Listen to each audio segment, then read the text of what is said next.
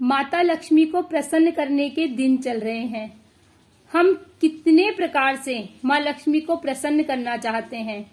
श्राद्धों से पहले ही दिवाली की सफाइयां शुरू कर देते हैं। आपने अभी तक सफाइयां शुरू करी या नहीं? हमने तो स्टार्ट कर दी, क्योंकि हमारा घर क्या है, थोड़ा ज्यादा बड़ा है, तो सफाई करने में बहुत टाइम लग जाता है। आपने शुरू की या नहीं की, कमेंट करके जरूर बताना। तो आइए शुरू करते हैं। हम चाहते हैं दिवाली पर सफाई करें हम, जब एक एक घर का कोना कोना, हर चीज, हर वस्तु सब साफ सुथरी स्वच्छ होनी चाहिए। कहीं कोई जाला गंदगी बिल्कुल ना रहे। इसके लिए हम लगे रहते हैं कि माँ लक्ष्मी हमारे घर साक्षात आने वाली है। रंगोलियां बनाते हैं, नए नए कपड़े लाते हैं, मिठाइयां बनाते हैं। अलग अलग तरीके से हम माता को रिझाने का प्रयत्न करते हैं कि माँ लक्ष्मी हमारे घर में आए और स्थिर वास करें। इसी के लिए मेरा आज का ये वीडियो है। देखो, कोई इंसान मूर्ति में भगवान को ढूंढता है, कोई प्रकृति में ढूंढता है, लेकिन मेरा ये मानना है कि इस संसार में जितने भी जीव हैं, जितने भी प्राणी हैं, कण कण में भगवान का वास है। लेकिन क्या है कि जिस तरह से राष्ट्रपति, प्रधानमंत्री, मुख्यमंत्री ये एक सरकार मिलकर बनाते हैं, इसी तरह से भगवान ने भी सबको मिलकर एक सरकार बनाई है। तो हर किसी का काम अलग अलग है। लेकिन अब हम ये जानते हैं कि माता लक्ष्मी को प्रसन्न कैसे किया जाए और माता लक्ष्मी हमारा साथ कैसे देगी। माता लक्ष्मी धन की देवी है, ये हम सब जानते हैं। लेकिन इस संसार में जितने भी प्राणी है ना, वो सब भगवान का अंश ही है। भगवान साक्षात तो आते नहीं है, बस वो किसी न किसी रूप में हमारे साथ रहते हैं।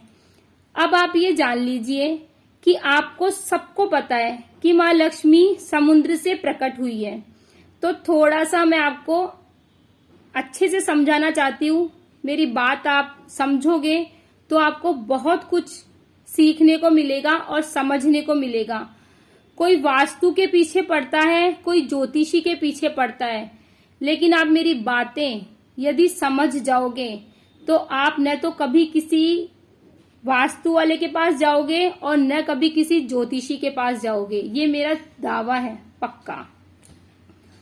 अब बात आती है कि हम क्या करें माता लक्ष्मी को प्रसन्न करने के लिए।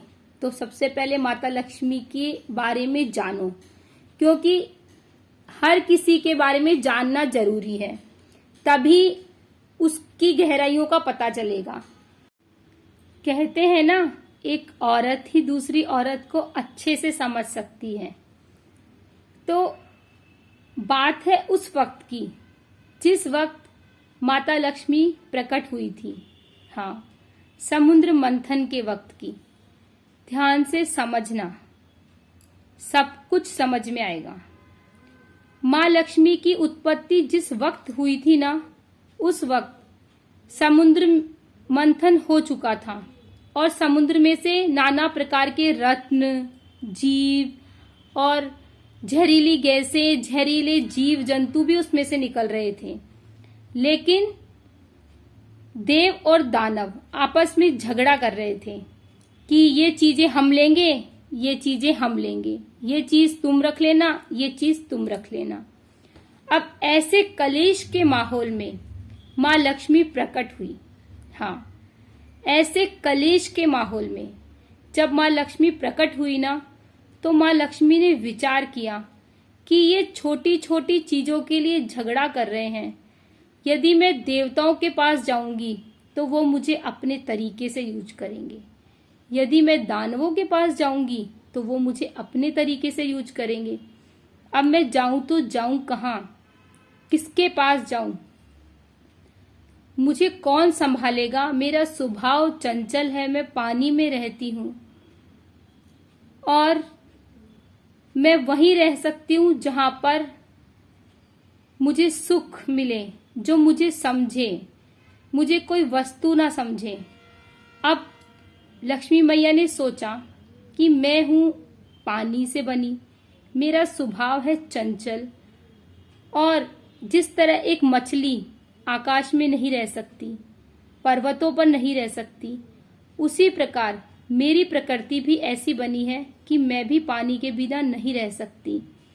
अब लक्ष्मी मैया ने विचार किया कि ऐसे तो सिर्फ विष्णु भगवान हैं जो सारी सृष्टि का पालन करते हैं, सबको पूरते हैं और निस्वार्थ भाव से सबकी जिम्मेदारी उठाते हैं। तो लक्ष्मी मैया ने देखा कि ये जब इतना कर रहे हैं तो लक्ष्मी मैया गई और फटाफट विष्णु भगवान के चरणों को पकड़ लिया कि हे नाथ, अब आप ही मुझे संभालें, क्योंकि मैं आपके चरणों में ही रहना चाहती हूँ। आपने वो फोटो देखी होगी ना, जब विष्णु भगवान क्षीर सागर में लेटे हुए हैं और शेषनाग के ऊपर, और लक्ष्मी मैया उनके पैर दबा रही है। तो लक्ष्मी मैया हमेशा विष्णु भगवान के पैर नहीं दबाती, ये सिर्फ एक चित्रण बताया गया है कि लक्ष्मी मैया विष्णु भगवान के पैर दबा रही है। देखो, समझो, जब मान लो कि एक बच्चा है, उस बच्चे को जब कोई डांटता है या वो किसी से झगड़ा कर लेता है तो वो अपने आप को बचाने के लिए क्या करता है? वो किसी ऐसे इंसान के पास आता है जो उसकी रक्षा कर सके, उसे बचा सके। जैसे उसकी मम्मी हो, पापा हो, दादी हो, बाबा हो, कोई भी हो सकता है।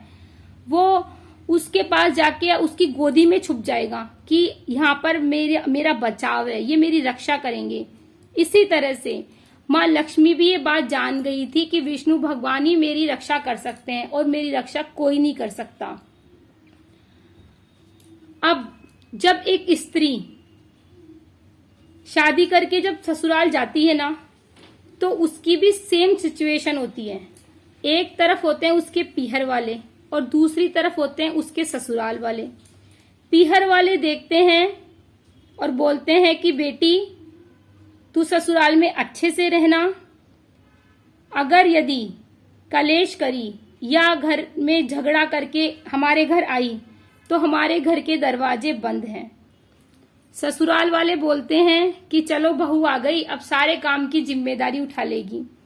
जब उसके दिल में अभी दुख है पीहर को छोड़ने का और ससुराल को अभी तक वो अपना भी नहीं चुकी, ऐसे असमंजस में वो क्या करती है? अपने पति के चरणों में नमस्कार करती है, नमन करती है कि हे प्राणनाथ, हे स्वामी, अब मैं आपके ही आश्रय हूं।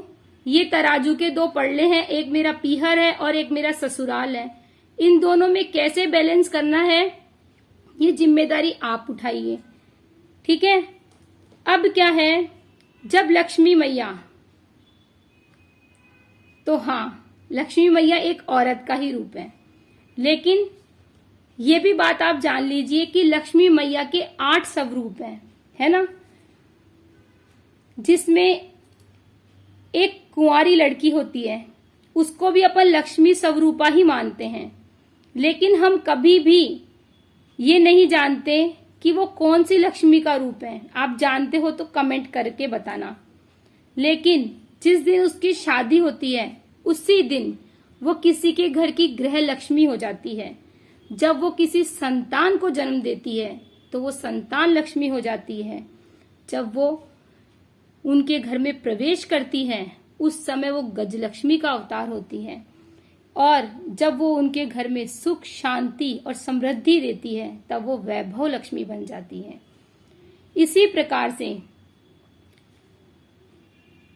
जब आपके घर में जो साक्षात लक्ष्मी स्वरूपा आपके घर की बहू है, जब वो घर में आती है,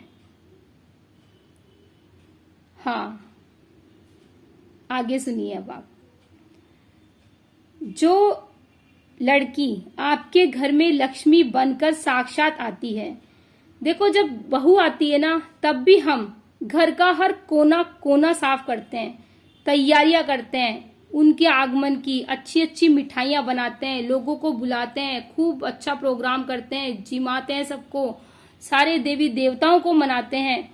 ऐसे ही थोड़ी कोई किसी के घर की लक्ष्मी बन जाती है, उसके लिए पूरी तैयारी करनी पड़ती है, विधि विधान से उसको लाया जाता है ना। लेकिन हमसे गलती कहाँ हो जाती है? हमसे घर की लक्ष्मी को मनाने में गलती कहाँ हो जाती है कि हम एक मूर्ति का तो सम्मान कर देते हैं, लेकिन कई बार जाने और अनजाने तरीके से हम जो अपने घर की स्थिर लक्ष्मी हैं उसका तिरस्कार कर देते हैं। अब जब आपके घर की लक्ष्मी का ही तिरस्कार हो रहा है, तब आपके घर में जो लक्ष्मी साक्षात स्वरूपा है वो आपके घर में वैभव कैसे प्रदान कर सकती है? कैसे सुख शांति वैभव आपके घर में आ सकता है? अब यहाँ पर बात आती है माँ लक्ष्मी की। माँ लक्ष्मी की एक बड़ी बहन और है, आप जानते हैं, कुलक्ष्मी।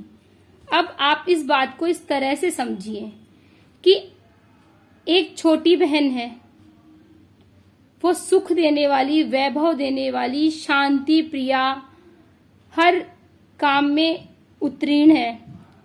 यदि उस लक्ष्मी का यदि तिरस्कार होता है, जिस घर में शुभ लक्ष्मी का तिरस्कार होता है, और छोटी बहन जब रोती है तो वो अपनी माँ के पास नहीं जाती, सबसे पहले अपनी बड़ी बहन के पास जाती है। और बड़ी बहन के पास जब जाकर रोती है ना, तो छोटी बहन जब बड़ी बहन के पास जाकर रोती है तो बड़ी बहन बोलती है कि बेटा अब तू चिंता मत कर, मैं सब संभाल लूंगी। और जब वो संभालने के लिए, अपनी छोटी बहन को संभालने के लिए जब उनके घर में बड़ी बहन का प्रवेश हो जाता है, हाँ, कुलक्ष्मी का आगमन हो जाता है, तब सारे घर में त्राहिमाम मच जाता है। और फिर हम ये चाहते हैं कि हमारे घर में लक्ष्मी आए, इससे लक्ष्मी का वास हो, वैभव हो, हम पूजा करते हैं, देवी देवताओं को मनाते हैं, लेकिन जो हमारे घर की शुभ लक्ष्मी है, हमने उसका दिल दुखाया, उसका तिरस्कार किया, उसका अपमान किया। तो जब जिस भी घर में घर की लक्ष्मी, गृह लक्ष्मी जब जब रोती है, आंसू बहाती है, तब तब उसकी बड़ी बहन का दिल दुखता है और उस घर में लक्ष्मी की जगह कुलक्ष्मी का आगमन हो जाता है। फिर आप कितने भी प्रयत्न कर लो, कितनी भी कोशिश कर लो, कुलक्ष्मी उस घर से जाती ही नहीं है। अब आप क्या करेंगे? इसका जवाब नेक्स्ट वीडियो में।